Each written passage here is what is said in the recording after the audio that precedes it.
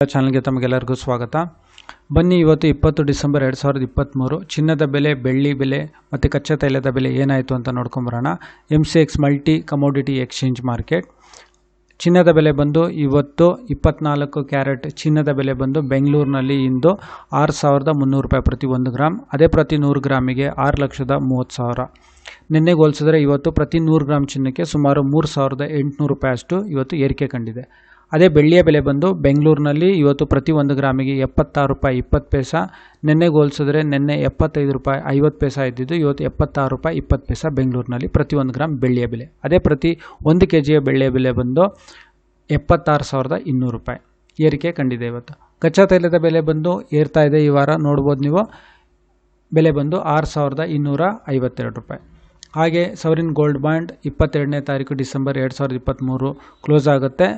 ಇದು ವಿಡಿಯೋ ಇರುತ್ತೆ, ದಯವಿಟ್ಟು ನೋಡಿ. ಈ ವಿಡಿಯೋ ನೋಡೋದಕ್ಕೆ ತಮಗೆಲ್ಲರಿಗೂ ಧನ್ಯವಾದ.